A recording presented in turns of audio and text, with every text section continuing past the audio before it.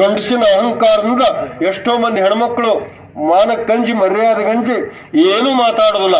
ತಮ್ಮ ತವ್ರ ಮನೆ ಗೌರವ ಗಂಡನ ಮನೆ ಗೌರವ ಉಳಿಸ್ಬೇಕು ಅನ್ನುವಂಥ ಕಾರಣದಿಂದ ಮೌನವಾಗಿ ಕುಟುಂಬ ನಡೆಸ್ಕೊಂಡು ಹೋಗುವಂತ ಲಕ್ಷ ತಾಯಂದರು ನಮ್ಮಲ್ಲಿದ್ದಾರೆ. ಅದಕ್ಕೆ ನೀವು ಎಷ್ಟು ಮಂದಿ ಬಂದಿರಲ್ಲ, ನೀವು ಒಬ್ಬೊಬ್ಬರು ಕೂಡ 1 ಕೋಟಿ, ಒಬ್ಬೊಬ್ಬರು ಕೂಡ 10 ಕೋಟಿ, ಒಬ್ಬೊಬ್ಬರು ಕೂಡ 100 ಕೋಟಿ, 140 ಕೋಟಿ ಆಗಿದೆ. ನಾವು ಪ್ರತಿಯೊಂದು ಮನೆಗೂ ನೋವಿದೆ, ಪ್ರತಿಯೊಂದು ಮನೆಗೂ ಸಂಕಟ ಇದೆ, ಪ್ರತಿಯೊಂದು ಕುಟುಂಬಕ್ಕೂ ಆ ಹಣದ ಅಗತ್ಯ ಇದೆ.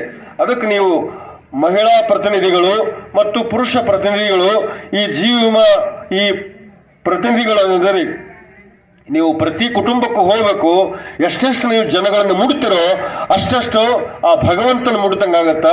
ಅದರಿಂದ ಸೇವೆ ಮಾಡಿದಂತಹ ಒಂದು ತೃಪ್ತಿ ಸಿಗುತ್ತ. ಕೊನೆಗೆ ನಿಮ್ಮ ಜೀವನ ನೈವೇದ್ಯ ಆಗತ್ತ. ನೈವೇದ್ಯ ನಾನು ಆಗಲೇ ಹೇಳಿದ್ನಲ್ಲ, ಜೀವನವದೊಂದು